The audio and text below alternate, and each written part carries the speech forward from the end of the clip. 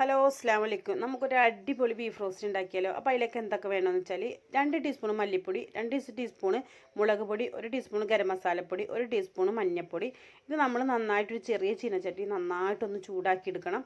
എന്നിട്ട് നമ്മൾ 1 കിലോ ബീഫിനായിട്ട് ഞാൻ ഇത്രയും മസാലപ്പൊടി എടുക്കണം. നിങ്ങൾക്ക് മസാലപ്പൊടി കൂടുതൽ വേണമെങ്കിൽ നിങ്ങൾ കുറച്ചും കൂടി വേണമെങ്കിൽ എടുക്കാം കേട്ടോ.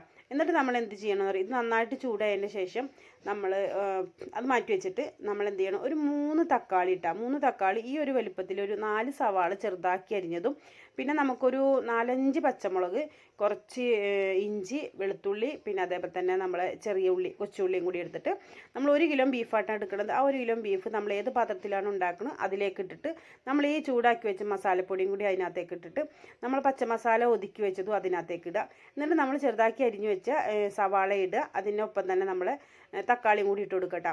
എന്നിട്ട് നമുക്ക് ആവശ്യത്തിന് നമുക്ക് ഉപ്പും കൂടി ചേർത്തിട്ട് നമുക്ക് 2 ടീസ്പൂണേ നമ്മൾ ആകെ ഇതിനകത്ത് വെളിച്ചെണ്ണ എടുക്കണുള്ളൂ. നിങ്ങൾ സൺഫ്ലവർ ഓയിൽ വേണം, സൺഫ്ലവർ ഓയിൽ എടുക്കുക, നിങ്ങളുടെ ഇഷ്ടം.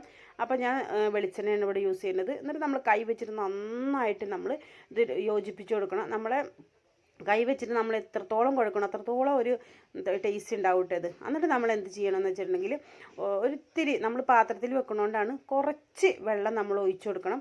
അതായത് നിങ്ങൾ കുക്കറിലാണെങ്കിൽ നിങ്ങൾ ഒട്ടും വെള്ളം ഒഴിച്ചു കൊടുക്കണ്ട. ഇത് കുക്കറിൽ വെക്കേണ്ട ആവശ്യമില്ല, കാരണം പാത്രത്തിൽ വെച്ചാൽ തന്നെ നന്നായിട്ട് വെന്ത് കിട്ടൂട്ട. എന്നിട്ട് നമ്മളിതൊന്ന് മൂടി വെച്ചിട്ട് ഒരു നല്ല തീയിലൊന്ന് നല്ലോണം തിളച്ചതിന് ശേഷം നമ്മൾ ചെറിയ തീയിലൊന്ന് വേവിച്ചെടുക്കണം കേട്ടോ. ഇടയ്ക്ക് നമ്മളൊന്ന് വെന്താൻ നോക്കണം. ഇപ്പോൾ കണ്ട നന്നായിട്ട് നമ്മൾ വെന്തിട്ടുണ്ട്.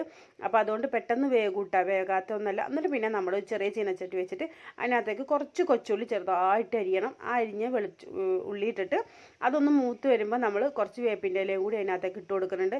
ആ വേപ്പിൻ്റെ ഇലയും കൂടി ഇട്ടിട്ട് അതും കൂടി ഒന്ന് മൂത്ത് വരുമ്പോൾ നിങ്ങൾക്ക് വേണമെങ്കിൽ ഉലുവ ഇട്ടിട്ടൊന്ന് പൊട്ടിക്കാട്ടോ. ഉലുവയുടെ സ്മെല്ല് ഇഷ്ടമുള്ളവരാണെങ്കിൽ ഉലുവ ഫസ്റ്റ് ഇട്ടിട്ടൊന്ന് പൊട്ടിച്ചതിന് ശേഷം നമുക്ക് ഉള്ളി ഇടാട്ടോ.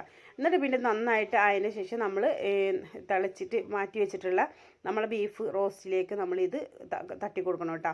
എന്നിട്ട് അടിപൊളി ടേസ്റ്റ് മാത്രമല്ല, നല്ല ഉണ്ടാക്കാനാണെങ്കിൽ പെട്ടെന്ന് ഉണ്ടാക്കാം, ആർക്കും വേണമെങ്കിൽ ഉണ്ടാക്കാം. ഒരുപാട് സാധനങ്ങളൊന്നും വേണ്ട, നല്ല ടേസ്റ്റ് ഉണ്ട്.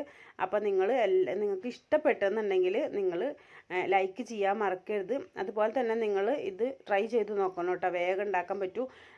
വേവുള്ളതല്ലേ എന്നൊന്നും വിചാരിക്കേണ്ട, കുക്കറിലൊന്നും വെക്കേണ്ട ഒരു ആവശ്യമില്ല കേട്ടോ.